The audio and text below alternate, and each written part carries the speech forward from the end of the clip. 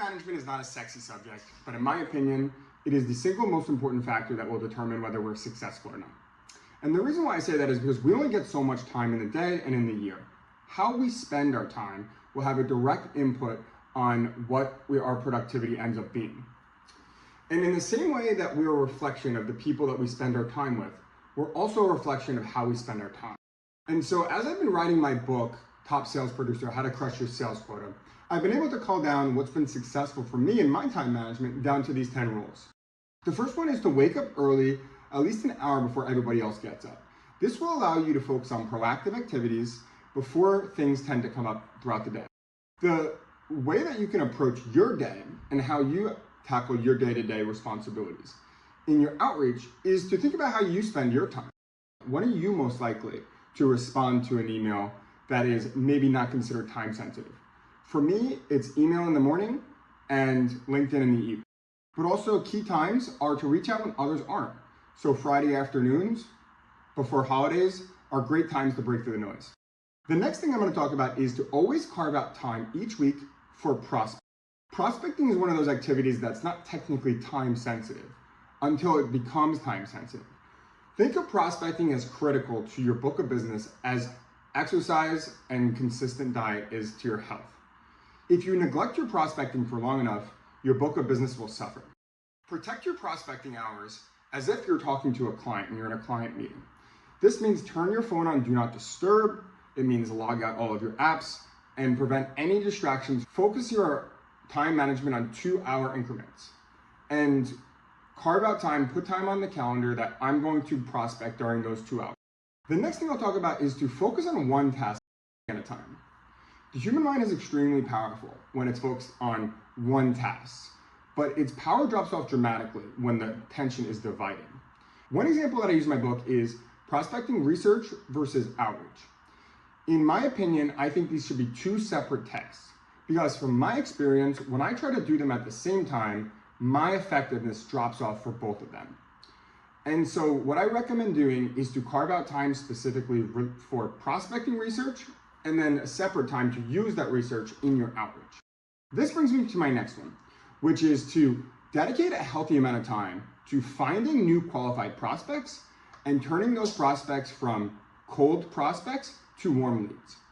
This means spending more time doing research in your CRM and in LinkedIn. The great thing about LinkedIn is that you have all of the information that you need to do your research and for outreach in the same place. You're using one data source. And so what you can do is upload a list of accounts that you're working on and then use the filters to find things that are in common with you and your prospects, such as they went to your school. You can then call a list of all of the warm leads that you can utilize that information for to reach out to.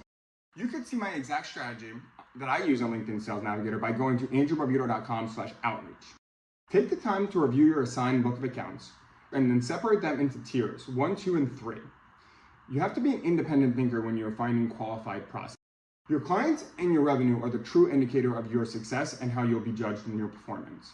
Therefore, you alone are responsible for achieving your quota, and so you should also be the one that determines how that you approach it.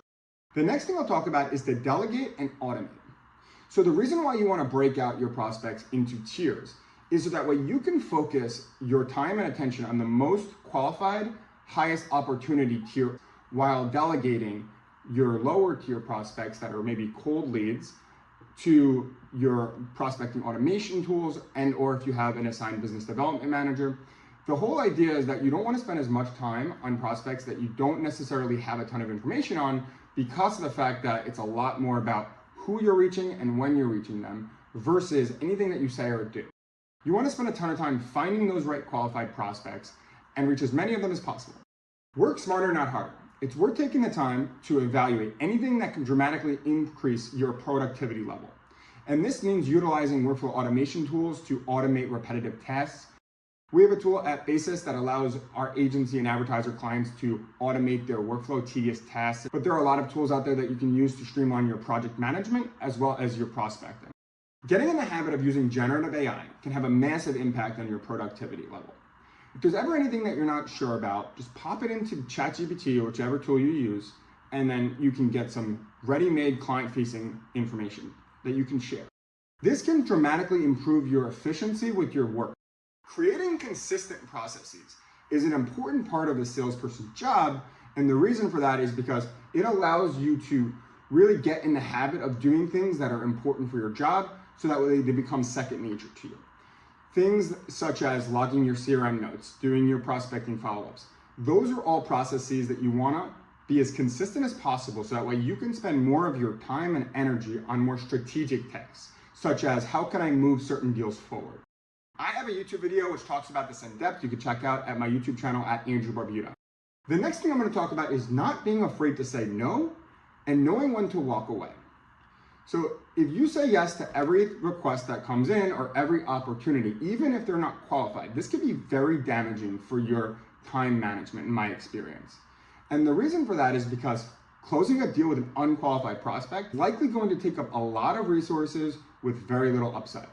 And the partnership will be vulnerable from the beginning because of the fact that they're just not simply qualified. Chances are you're not going to be right for everybody. And you should never try to fit a square peg in a round hole. This will likely do more harm than good. The next thing I'll talk about is prioritizing revenue generating activities. This is anything that can directly contribute to your revenue. I want to spend my entire day talking to prospects and clients. I want to spend a lot of time focusing on meeting preparation, focusing on research, outreach, anything that is going to ultimately lead to revenue. That's what I want to spend the majority of my time doing during the sales day. Reserve non-revenue generating activities to less active times of the work week. You also want to prioritize high impact revenue generating activities. You want to do less activities, but at a higher quality. The next thing I'll talk about is to spend enough time on meeting preparation as well as proposals. We know how difficult it is to get these meetings on the calendar. We also know how difficult and how many meetings it takes to get these opportunities when an RFP comes in. So when they do come in, you don't want to waste them. It's worth spending the extra time to ensure that your meeting is going to be as productive as possible. And the way to do that is by doing as much research as possible. Going into a meeting, I want to know as much as I possibly can about my prospect before I ever speak to them. I want to use all of my resources that I have available to me, the internet as well as our CRM. I want to go into the meeting with a pretty good idea as to how I can help them, and all I will then have to do is to determine whether that is a fact or not by asking questions. This also sets your meeting up for success. It shows that you care, and it's an immediate rapport builder by saying, hey, this is what I found out about you. You're important to me. This is why I looked into it.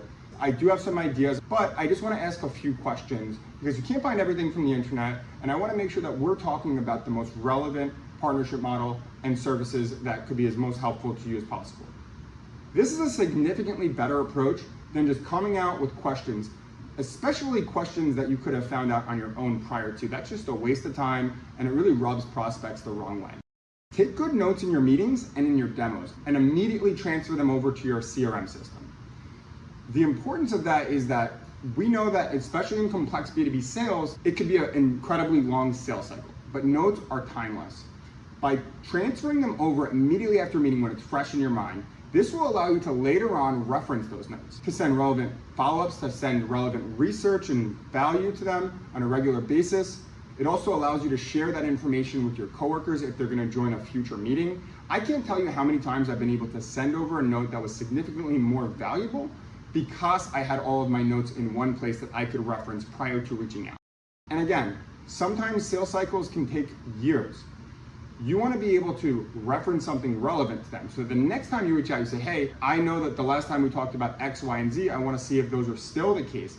This will then immediately bring you back to where you left off. The next thing I'll talk about is to plan your year, plan your weeks, and plan your day ahead of time. Have short and long-term goals that you set at the beginning of the year. The reason why this is helpful is that we as salespeople have to make proactive decisions every single day. No one's going to tell us how to spend our time.